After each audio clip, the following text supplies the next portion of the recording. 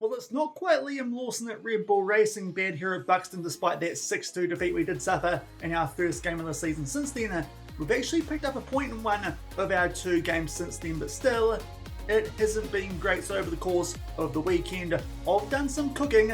We've got some new tactics to test.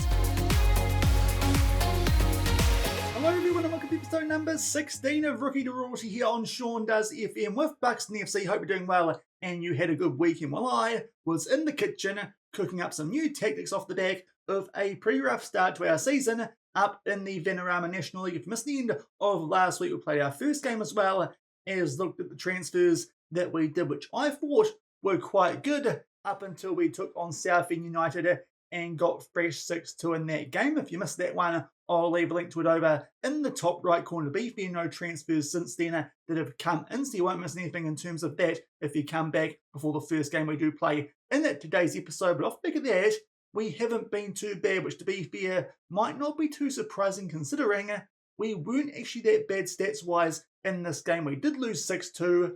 We actually had a much higher XG, albeit the penalty might have helped out with that, but still 1.2 XG higher than our opposition pretty much. And we lost that 1-6-2, so that was a very weird start to us there in the Vanarama National League. But BP Southend were expected to be one of the better teams based on the media prediction in this league. The slight concern, they've lost both their games since then, including a 5-1 defeat to Scunthorpe. So that 6-2 defeat we suffered at the end of last week now doesn't look too good. But thankfully, since then, we've actually found a little bit of form, albeit not with that 4-2-3-1 that I was kind of banking on being our tactic going into this season. We then went home for our first game in the Vanarama National League here at Buxton, and thankfully, off the back of switching to a direct counter-attack in the second half going to a 4-3-3 with that, we did secure here a 1-1 draw, but this was a game unlike that Southend one, where we actually did not play that well. You can see the stats there.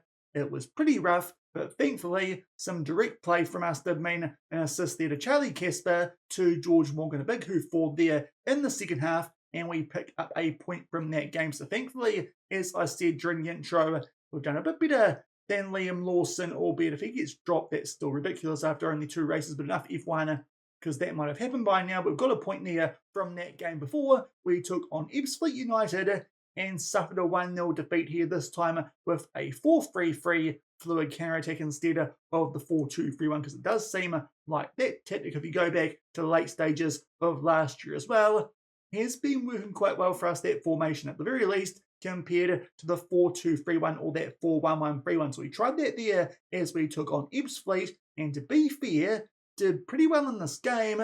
We just conceded with 10 minutes left, so that was a frustrating defeat, albeit Ebbsfleet have got off to a flying start. They've just dropped points on the most recent match day as we're about to take on here Bradford City, the pre-season favourites, but that was a little bit of a harsh defeat there as they made it 3 wins in a row to start their season. So unfortunately, just not doing enough here away from home. Obviously, that game at the end of last week, definitely not doing enough away from home, but since then, we have not been too bad. It does mean, though, we are inside of the relegation zone, albeit it's still pretty tight down there at the moment. It's just our goal differential from that big loss to Southend, which is proving costly, but not too pleased with our goal-scoring output in any of those games that we've played. And also, we have looked a little bit leaky defensively. Charlie Casper, the Ghost, not doing too well in his first couple of games here at Buxton, so it does mean I've tried to change things over the course of the weekend, hopefully mean we can pick up some points during the course of today's episode, albeit that might be quite tough. Not too sure if these are the best games to judge that on, considering we take on Bradford, the pre-season favourites, albeit they haven't got off to a good start. They're down in 12th off the back of a win, draw and a loss. They did beat Morecambe, but to be fair, as you'll see shortly, most teams are doing that because we've got those guys. Second up in today's episode, Joey Barton might be as bad a manager as he is a human. They've lost all 3 of their games and are near rock bottom of the league. So hopefully, despite the fact that it's away from home, we can find a way there to beat the Prawns, which are tasty. We can eat them alive and hopefully get Joey Barton fired, because that would be quite nice. But 2 tough games here, considering the media prediction for these 2 teams, first and fourth there in terms of where they should be finishing in the Vanarama National League. So let's have a quick look at the tactics off the back of just a quick transfer update off the back of the end of last week. We did get rid of Tom Broadbent to Brackley Town for nothing, because that £500 a week, that was quite costly, and also he was really bringing down our dynamics. To be fair, since then, it's now Diego Di Girolamo who's proving a little bit of a pain. We have got him transfer listed currently, so we might no longer have Diego Di Girolamo here come the end of today's episode. If all things go well there, he's worth a lot more money. Hopefully can get something for him, and of course he is on a much higher wager bit here of a Buxton legend. But for all those signings we made, he's a backup left winger, and he's not too happy about it. So Di Girolamo now is bringing those dynamics down just a little bit, as well as our form so far this season. So hopefully we can turn that around during the course of today's episode. And here's what I've come up with tactic-wise now. 3 very different things that we could roll with here at Buxton if these work. First up, we're going to try out here the Buxton base. Obviously, this is going to be our base tactic that we do look to use. It's a 4-3-3, not too surprising considering that we weren't that bad in that most recent game, and also did score with the 4-3-3 direct counter attack for that draw that we did pick up when we did take on Aldershot Town. You can see there, it's pretty similar to what we were doing anyway, just a couple of slight changes. Hewlett goes on to stopper instead of defender as a central defender, and also we've got Williams there as an advanced playmaker and attack instead of obviously being a bit further forward in that 4-2-3-1. Carson, a central midfielder on support, but apart from that, there's not much different there in terms of the roles. The changes come in the general playing style. We're going here with something a bit more control possession. Here's the in-possession instructions, more disciplined, a much lower tempo. We're working the ball into the box to hopefully get some better chances here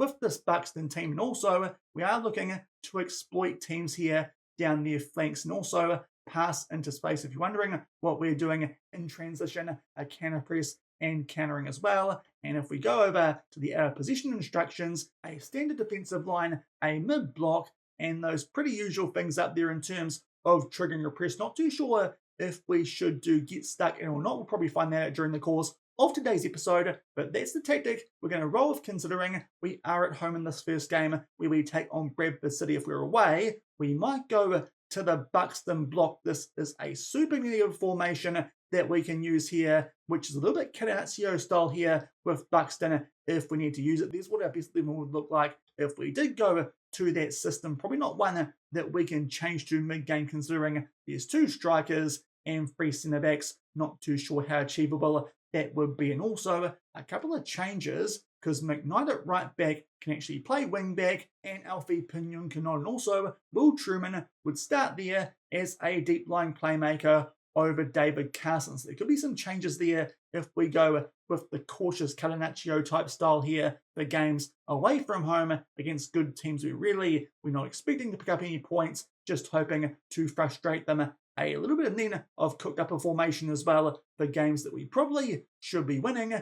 We've got the Buxton Blitz. This is a 4-2-4. We'll bring up our best 11 for this formation as well. Again, we've got 2 strikers, but this time the 2 wingers do come back in. Kirby and Williams in midfield. So Carson also missing from this variation, and wing backs instead of fullbacks, as well as a sweeper keeper on support in this one. A wing play system. We're just going all that aggression and trying to thump teams if we can. This is also something that we might do if we need goals, if we're getting thumped after using one of the other tactics. So a couple of new formations for us here at Buxton. No sign of fluid counter-attack, direct counter-attack, or anything like that, because to be fair, late last season did seem like that wasn't really working for us too well at Buxton. Do have to change things up quite regularly with our tactics. So fingers crossed one of these 3 might work for us. We'll find out over the course of the next couple of games that we will play, us off the back of these 2 in today's episode. We've also got some tricky assignments. York City expected to be quite a decent team. We take on at home there at the start of September, and then we take on Fold away. That's another team who should be quite good. So it's a little bit here of a tough start. We'll see if we can pick up something in this next run of games with that Buxton base or one of those other tactics. But first up, we take on Bradford City. Let's see what we can do against the team who have come down from League 2 last season, expected to go straight back up. So hopefully can do something decent here, even though this looks like one of our toughest games of the season, apart from the fact that we are at home. So hopefully can find a way here to actually pick up something from this game, at the very least show a bit more fight and try and get something out of this game. Hopefully doesn't end up the same way in that South End game. To be fair, since then been decent, and the two have played since then, but hopefully here this new tactic might just get something extra out of our boys that we've hopefully been building over the course of those last couple of performances off camera, and then just the change in style might catch out here some of the better teams in this division. To be fair, not too much change for our regular best 11, if anything at all here, for the 4-3-3 that we are using. To be fair, haven't actually checked if the likes of Carson should be replaced by someone like Midgley. That's maybe something I need to look at off the back of this first game that we do play. But Bradford City actually going with a quite defensive formation there. 5 at the back, a defensive midfielder, 2 just in front of that, as well as 2 strikers. Maybe that's a reason that they're not doing quite as well as you might expect. Also, I think I saw there, they've got Regan Booty, and he's an absolute legend in lower league saves. That's a bit of a handicappery that they have. They might be bidding us, because Regan Booty is an absolute legend, but hopefully can find a way here to do something here with this Buxton base, this control position style, a lot lower tempo than what we were doing with the fluid carrying on the front foot. From this first highlight, David Carson will find George Morgan, the former Evertonian, who puts that one top right corner maybe of cooked up something tasty. We take a 1-0 lead inside 10 minutes against the pre-season favourites, but to be fair, of course, so far just a mid-table team. If they were in form, might have started off this one with that Buxton block, but that is some good short passing, quite quick play from us there, not expected with that low tempo that we should be playing with, but thankfully make the most of a throw-in from a very similar position to this next highlight flat. That one far post there for Cole Kelly, but unfortunately he's that one just over of the top left corner. But so far, this has been a really encouraging start, 1-0 up here inside 20 minutes. If we can make it 2-0, maybe can pick up our first one of the season. And my work over the weekend has been worthwhile. A free kick there for Bradford. Thankfully, Casper that time doesn't make like a ghost and comes up with a save. Off the back of that, we will praise, but unfortunately, do still see the set piece off the back of that Booty. We'll put that one far post, but thankfully, the header off the back of that is just Booty enough because it goes over the bar. But now, a free kick here, which Regan will take. He takes this one short, and they get a good shot off there from a short option, but thankfully Johnson's shot did get blocked, I think, there from Lucy. So thankfully still clinging on here to our 1-0 lead. No one there jumping against Stubbs at the far post, but thankfully again it's a Booty header, and we keep hold of our 1-0 lead. But off the back of that opening goal, Bradford have kind of been all over us. Fingers crossed that stops soon. Booty here with a corner, and that one just goes wide. Did think there for a minute it might be a penalty. Thankfully that wasn't the case, but Bradford now, we might have woken the beast here with that first goal that we did score. Now go thrown, but it is deep inside of their own half. Some short passing. Booty now on the attack involvement. What's they're doing here, obviously, because he's Regan Booty, a player there on a yellow card, floats that ball far post. Now, unfortunately, Tyler Smith will head that one home into the right-hand corner. We were trying to hold on there to our 1-0 lead, but Bradford have been all over us since we scored that goal through George Morgan, and they finally get some reward. The player there, Prince with the long name, will put that one far post. Now, unfortunately, Smith there does out-jump our 2 players down our left-hand side, probably their leak as well as Hewlett, and unfortunately, they make it 1-1, not even close to being offside, so we'll skip over that highlight. But unfortunately, Bradford all over us since that George Morgan goal, which I thought might be encouraging signs. As it turns out, since then, we haven't done a lot. So I suppose here currently, we've got to be pretty pleased with being locked up at 1-1, albeit what we might look to do here at halftime. No one out there is on too poor ranks. We'll encourage them and tell them we need more possession, but we might try here and get stuck. And apart from that, no, not too sure if there's much more that we should be changing, because quite happy with that goal that we scored. Just maybe a bit more aggression with our tackling could win the ball back, because off the back of that opening goal, they have been all over us here, Brad, but maybe the reason is no tackles like that from Connor Kirby. That is a good start here to the second half, only a couple of minutes in, and we win the ball back there through our defensive midfielder, who it's fair to say so far been a bit average this season. Nice ball over the top there too for George Morgan from Ryan McLean, and gets stuck in.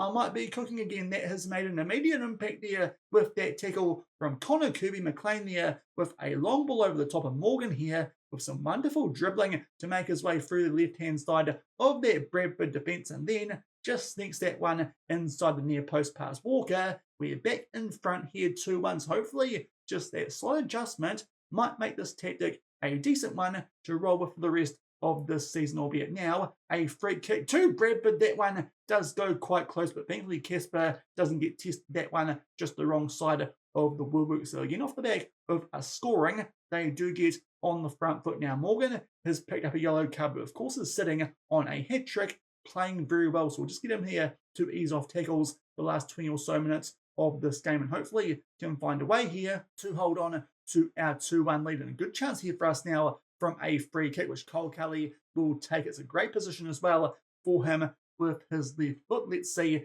if he can beat their goalkeeper here and make it 3-1. It comes off the woodwork. It goes back out there to Carson. A brilliant chance, but a good save there from the Bradford goalkeeper. We score that one. It might be game over. I've worked on corners as well since the end of last week. You wouldn't know it off the back of that short one, which McLean takes straight out. And now we go down the other end here. Regan Booty will put this one near post, and Romany Critchlow will put that one away. It's set piece there that does us. We probably should have made it 3-1 there. A great chance to cast off back of Kyle Kelly hitting the woodwork from a free kick, and we go straight down the other end, and Regan Booty, he's got the ball there on a string, can put that one on the head of Critchlow. They make it 2-2. So unfortunately, we're locked up here, and now it might be time for us to make some subs. A few players are dropping down to 6.4 ranks. So Mohammed at centre back, Kazim at left back, as well as Caden Kelly at left wing. We'll see what those three can do here off the bench in the late stages of this game. To be fair, a draw against Bradford, I think I'd take it considering what happened on the opening day of the season. But a home game, it would be quite nice to get something out of it. Hopefully they don't find a way to take all 3 points off us. But so far, it hasn't been that bad a performance. We make our way quickly through the 4 minutes there of added time. I think we'll take that. Stats-wise, it's not the best performance even compared to some of the stuff we were putting out there with the fluid counter-attack that we were using in the pre-games previously this season. But that is a quite good result considering where Bradford are supposed to be finishing. To be fair, their start to the season hasn't been too great, but still didn't create that many chances, but did make the most of them XG-wise. That game was quite close and clear-cut chances. We had 2 of them, and we scored both through George Morgan. So actually quite happy with that. I do think now that maybe we stick with the system going into Morecambe away, which actually is another one that arguably we should be switching to a block-type formation for if Joey Barton wasn't so rubbish and those guys had not lost all their games so far. We'll see if that's continued here going into the next match week, and indeed it does. They're all the way down the bottom on 1 point. We've just made our way there outside of the relegation zone off the back of that 2-2 draw with Bradford City. So a pretty decent result for us there first up in today's episode with that tactical tweak going to a control position. But going back to the dynamics, you'll see this is certainly improved off the back of that 2-2 draw with Bradford, both because of the result and also you may notice Deja Alamo no more issues with us. That's because he's no longer at the club. We've sold him. If we go over here, that was to Panetto over in his home nation of Italy for a fee of 19k, rising potentially to 21k. To be fair, we probably could have got more for him if we really wanted to hold out, but he was really angry at us off the back of those signings we made in relegating him to a squad player at left wing, and he told us that he would not be renewing his contract here come the end of this season. So to be fair, any fee for him is quite good, especially off the back of that prior broadbent deal. And also, it got rid of £975 a week, which is quite a big sum there for a squad player. So no more Diego Di Girolamo here at Buxton, a bit of a club legend, 219 appearances, 102 goals. But that wage was always a little bit of an issue. To be fair, a lot more last season when we were down in the Vanarama National League North, and of course before that Tycoon takeover. But he got grumpy, we've got rid of him, and our dynamics now are quite good. So we've made that change. We have hopefully got someone coming in soon in Luca Colville. He'll actually be a first choice even over Cole Kelly as a left winger, inverted winger is the role that he will be playing. You can see there, got a very good left foot, and does look quite decent. So hopefully he will join us. That'll be on a wage of 1.5k a week, but obviously with getting a fee for Di Girolamo, we can definitely afford that. So hopefully that transfer that will go through soon, especially because if we go over and have a look at the tactics screen and go down to our left winger and Kyle Kelly, he's just got called up to St. Kitts and Nevis, and he'll be missing the next game off the back of this on international duty. So it would be quite handy if that transfer did go through off the back of this game that we are about to play. But fingers crossed here, we can get the better of a Morecambe team who have not won a game so far this season. They're all the way down in last spot, just the one draw that did come away at York City, which to be fair isn't too bad a result considering those guys are supposed to be right inside of the title fight this season. But Morecambe are not looking too good there with Joey Barton in charge. Let's hope we can finally pick up our first win of the season against this absolute nonce who's an absolute piece of work. Hopefully can beat him. Nothing against the Prawns, but your manager's a bit of a knob in this save. So hopefully we can find a way here to beat Morecambe. But so far these guys on some sort of climb both in real life as well as an FM. Let's hope we can find a way to build on that decent first performance there with that Buxton base control position tactic and pick up a win, albeit we've got a couple of players here who are missing for this game and also a little bit of a selection change. Ben Midgley actually a bit better than David Carson. I said it going into that previous game, probably should have checked that, and indeed he's a bit better as a central midfielder. So he comes in there for David Carson. All of a sudden might be a little bit of a squad player that maybe could be someone else that we need to let go of, because already he was on the dynamic screen but worried about whether Seb Williams would take his place, not playing the same position. But now it's Midgley who might take his place. We'll see if David Carson is someone else we need to get rid of for squad dynamics. But he makes his way down to the bench, can cover right back as well as defensive midfielder and a bit further forward of midfield. So he's actually quite a useful player to have on our bench. And also a couple of injuries do mean that we've made some changes. Max McKnight comes in for Alfie Pinion, who is out for a couple of days there. That is with we go over the medical centre. A twisted knee, as well as that Jake League hasn't been too good so far this season, only putting out a 6.54 average rating. They're going to go here with Al Amin Kazim. It's a wonderful name. He's been pretty good so far in games for the under-21s. Let's see what he can do there. The former Morecambe man at left back is going to give him a debut here as a starter against his former clubs. Let's see what he can do. Hopefully here's some intel on that absolute nonce Joey Barton and can help us pick up at the very least a point here away from home. Ideally though, we beat these guys, the first team we've taken on all season, who are below us on the league table, and obviously as well as that we've also got Get Stuck In here from the start of this game, seeing that it did look to make a bit of a difference in that Bradford City game, even though we did still draw that 1-2 off the back of it being 1-1 at halftime. We'll give them Midgley 18, seeing as he now will get more game time if we're going to use that central midfield role as well as this Buxton-based tactic, which definitely had an encouraging start there with that draw against Bradford, despite the fact we didn't actually play that well stats-wise, took our chances when they were on off, which is certainly more than we could say what was happening with the fluid counter-attack. Let's hope that continues here, even away from home. But there's Joey Barton's men going with a 4-2-3-1. I hope we beat them if he's using that tactic, which we've just kind of dumped there off the back of that 6-2 defeat to Southend at the end of last week. But there we are, sticking with that 4-3-3 and a couple of changes in central midfield and at both sides at fullback as well, with injury as well as Jake Leake being a bit mud so far this season. So hopefully he can put out a decent performance, even though we are away from home. This could be quite interesting. Morecambe expected to be one of the better teams. They've just got off to an absolutely horrible start, hopefully because their manager is an absolutely horrible person and not very good at his job.